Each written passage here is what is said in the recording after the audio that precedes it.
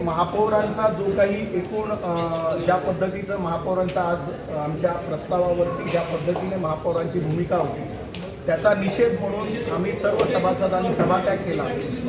एका बाजूला पाणी पुरवठ्याच्या संदर्भात नागरिकांच्या प्रचंड तक्रारी आहेत।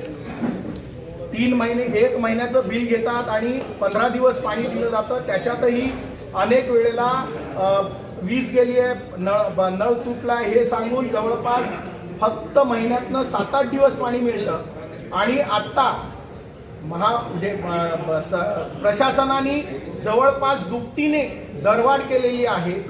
म्हणजे जवळपास 14 रुपयाच्या आसपास रेट आहे। ज्याचं 100 रुपये बिल पाणीपट्टीचं येत होतं त्याचं 200 रुपये यायला लागतं। आणि म्हणून आमची मागणी होती, आम्ही प्रस्ताव दिलेला, आमची मागणी होती की ज्या ठिकाणी पाण्याची गळती आहे असे हजारो कनेक्शन्स आहेत ज्याला आजपर्यंत बिलिंग होत नाही। आमचं म्हणणं एवढंच होतं की ही सगळी गळती थांबवा, ज्यांचं बिलिंग होत नाही त्यांना बिलिंग करा, मेंटेनन्सचा खर्च असेल किंवा इतर खर्च आहे तो कमी करा।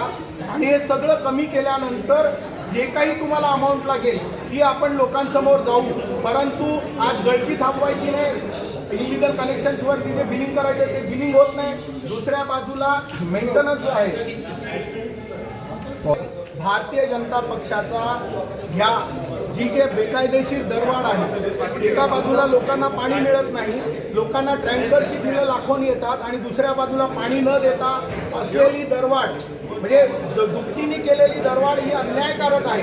त्यामुळे त्याचा आम्ही विरोध केला आणि त्या विरोधात जो प्रस्ताव आणलेला तो प्रस्तावावरती कुठलाही विधी न देता कुठलंही मतदान न घेता महापौरांनी नियमाचं भंग करून तो प्रस्ताव फेटाळल्याचं सांगितलं आणि त्याचा निषेध म्हणून आम्ही सभात्याग केला।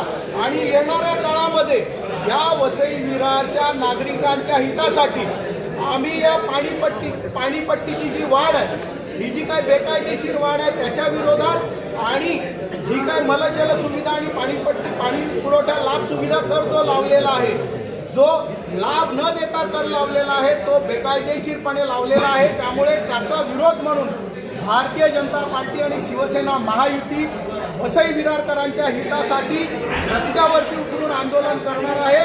आणि त्याचा हा इशारा आहे सत्ताधाऱ्यांना, मागच्या दारांनी एका बाजूला सभापतींनी ज्या वेळेला स्थायी समितीच्या सभेमध्ये ज्या वेळेला अर्थसंकल्प मंजूर केला त्यावेळेला सभापतींनी रुलिंग दिलं की कुठली करवाढ होणार नाही। आणि दुसऱ्या बाजूला मागच्या दाराने जवळपास पाणीपट्टीमध्ये दुपटीने आणि घरपट्टीमध्ये 20 ते 25% करवाढ करून या वसई विरारकरांवरती